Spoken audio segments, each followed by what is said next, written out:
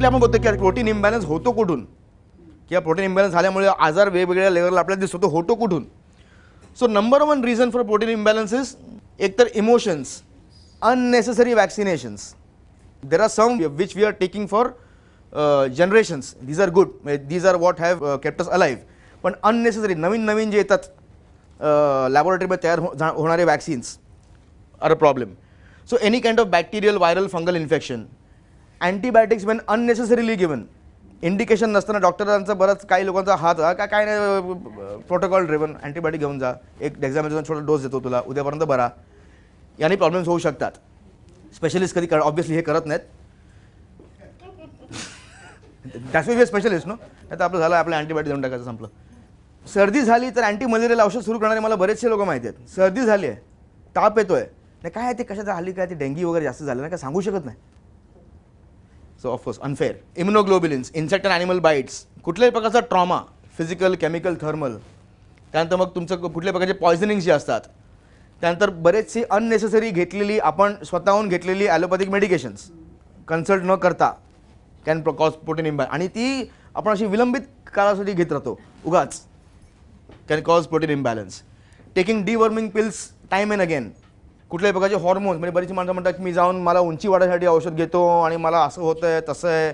So taking those unnecessary can cause protein imbalance. आणि then altered electrical potential, या गोष्टींमुळे protein imbalance होऊ शकतो. So you have to be careful with these things. So preventive care म्हणजे काय, see basically आता मी म्हणतो की आजारी पडल्यावर डॉक्टरकडे कधी जायचं नाही, म्हणजे ऑब्व्हियसली आजारी पडल्यावर जावंच, पण ते पडू नये म्हणून जायचं. सो द एंटायर तुमचा जो आता रिसर्च जो चालला आहे ना, इज गोइंग टुवर्ड्स प्रिव्हेन्शन. कारण झाल्यानंतर you are limited with choices ना, आता झालंच आहे, चॉईस लिमिटेड आहे, पण ते होऊ नये, that is important. So basically homeopathic check म्हणजे तुमची इम्युन सिस्टम जेव्हा चांगली असते किंवा ती चांगली करून ठेवणं is the thing, so that तुम्हाला पुढचे आजार होऊ नये. सो तुमचे बरेचसे प्रॉब्लेम्स हे जे आहेत ना, आपण अवॉइड करू शकतो. तुमचं या एज ग्रुपमध्ये बरेचशा वेळी तुम्हाला विजनचा इश्यू असतो, हिअरिंगचा इश्यू असतो, तो ॲग्रिवेट होईपर्यंत थांबायचं नाही. होमिओपॅथिक चेक घेणं, होमिओपॅथी औषध घेणं is definitely going to be very useful.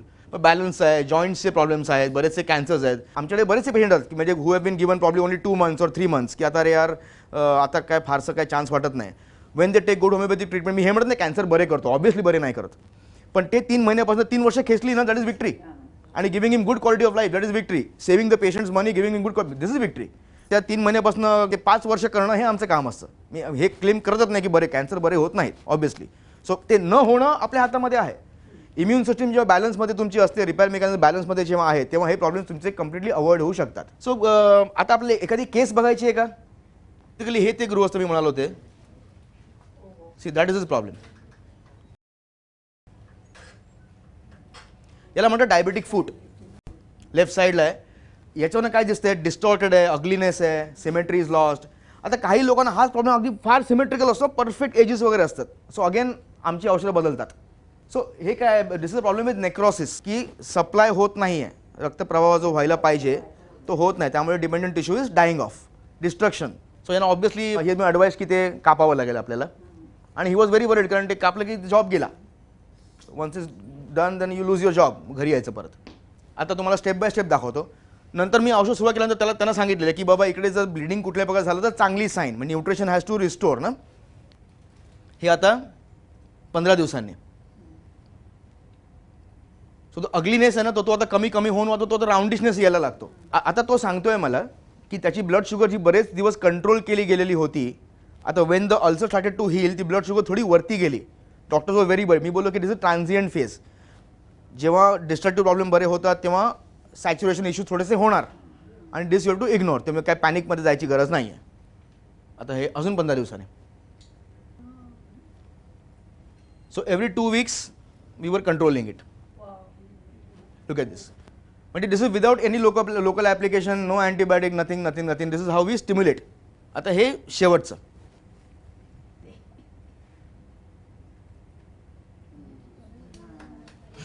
Completely gone. So that's what I meant to say. की once you stimulate the repair mechanisms ना, ते the doctor sitting in, तोच सगळं करतो नंतर. तुम्हाला पुढे काही करायची गरज, then you just wait and watch. दुसरं मग नंतर काही करायचं नाही आहे. आणि ऑब्व्हियसली माझे सगळे स्टुडंट्स बसले आहेत आणि दे आर एक्स्ट्रीमली हॅपी, कारण त्या माणसाचा जॉब वाचला, पाय वाचला.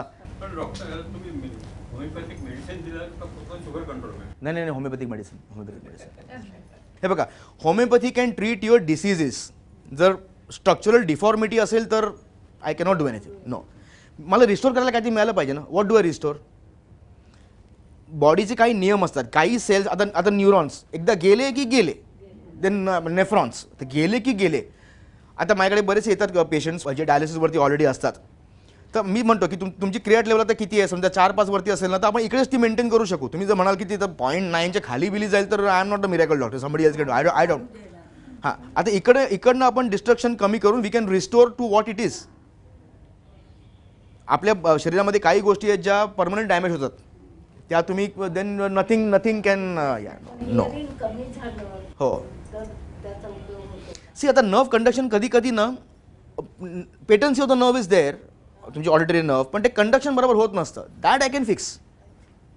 पण जर डॅमेज असेल तुमचं, जर कुठे कट ऑफ असेल डॅमेज, तर ते that cannot. In many cases म्हणजे लोक म्हणतात की तुमच्याकडे औषध घेतलं की आम्हाला ॲलोपॅथी बंद करायला लागेल का? बिलकुल नाही.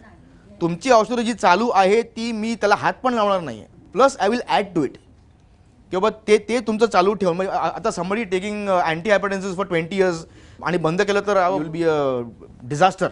नेवर. हां, gradually we can think of tapering it off. किंवा 10 वर्षापासून घेतोय मी, आता माझं औषध चांगलं का बॉडी स्वतःला हील करते आहे, तर नेक्स्ट इयर आपण प्रॉब्ली 10% रिड्यूस करू, 25% रिड्यूस करू. That is possible. आज आला मी औषध बंद करतो, माझं देतो नाही. Yes, all this can be. आता आता एज रिलेटेड ऑस्टिओआर्थरायटिस जे आहे, जिकडे तुमच्या जॉईंट सवय झीज झालेली आहे, तर नोबडी कॅन रिव्हर्स दॅट. मग डॉक्टर नंदुलाडकडे जायचं आहे आणि मग रिप्लेसमेंट करून घ्यायचं आहे.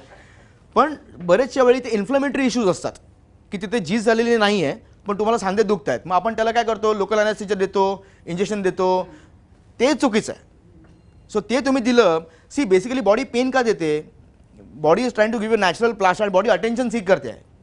पेन नसेल तर तुम्हाला पेन आपला मित्र आहे, शत्रू नाही आहे.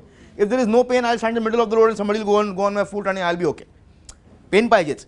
सो ते पेन आपण दाबायचं नाही.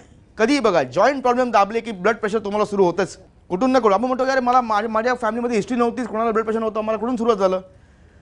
आम्ही हिस्ट्री घेतो. तुम्हाला कधी झालेलं? 2008 मग 7 काय होतं? तेव्हा काय नाही, जॉईंट प्रॉब्लेम होते मला, ते इंजेक्शन्स वगैरे घेतली मी. हां, मग तिकडनं आम्हाला चोर मिळतो की हां तिकडनं सुरुवात झाली, मग तिकडनं सप्रेस झालं. त्याच्या आधी काय होतं? सो ही इन्व्हेस्टिगेशन, ही इन्क्वायरी इम्पॉर्टंट आहे की कुठून काय होतं. म्हणजे हे नोबडी कॅन एस्केप दिस. हे 0 to हे जे सायकल आहे ना, ही अशीच सायकल आहे.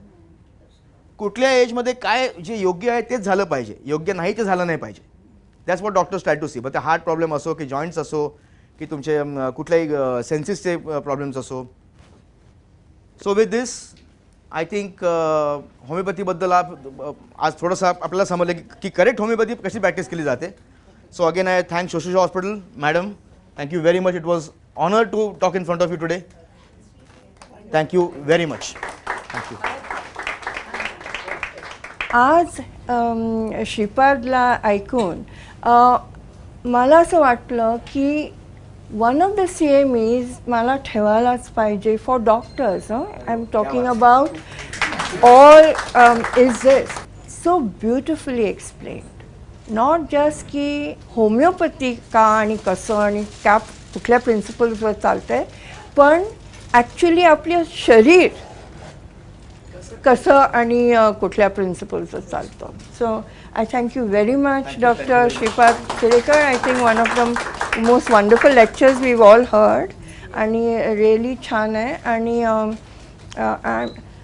आय फील फ्रँकली की इतकं नॉलेजेबल इन डेप्थ स्टडी करणारे आयुषमध्ये ऑल आर सिस्टम्समध्ये असे डॉक्टर्स असले तर as ॲलोपॅथ practicing modern medicine, I will have absolutely no hesitation in saying that Ayush should come in and should be practiced. आणि आपल्या इंडियामध्ये किती wealth of medical knowledge आणि different systems येतील.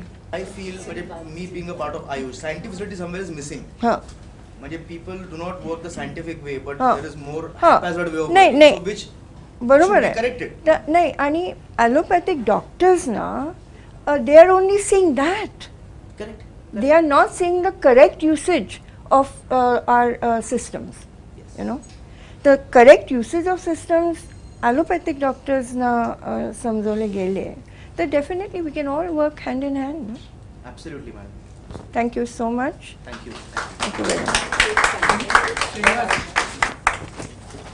हे तुळशीचं रोप देताना एवढा आनंद होतोय की श्रीपाद म्हणजे दत्तात्रय अवतार आणि जग व्यापून इथे आपल्याकडे आले खरं परमभाग्य अगदी. आणि हे आम्ही देतोय ह्याचं मोल काय आहे ते तुम्हीच आम्हाला सांगितलंय. त्यामुळे हीच अगदी ही प्रेमाची भेट आहे.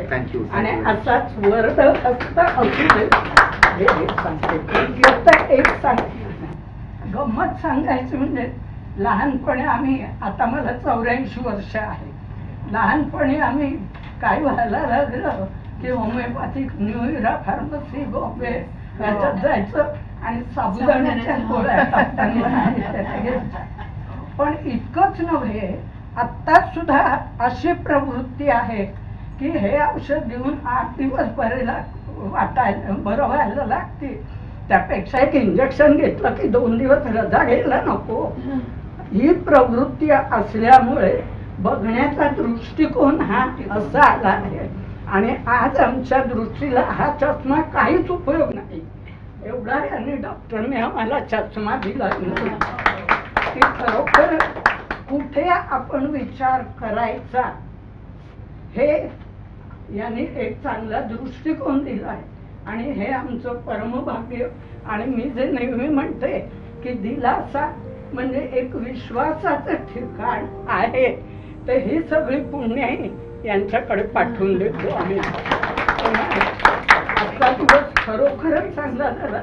मला वाटलं 2-4 औषधं कसली तरी आपल्याला मिळतील. पण असं नव्हे, पूर्ण जो अभ्यास झाला, शिक्षण हे नुसतं बाराखडी आली म्हणजे होत नाही, तर त्याचा अर्थ आज सांगितला. म्हणून श्रीपाद राज्यम शरणम प्रपद्ये. Really liked your presentation. You are more not a doctor, you are more a physician. And Thank you very much. went through the physics of the body to the treatment level. Thank you very much. I think that's what is the fundamentals of homeopathy or any treatment which you have taught us very well. Thank you. And thank you very much. On behalf of Dila sir, I would like to thank you. मला in fact I would, मला आता you know now all the chakras की या खरं आहे.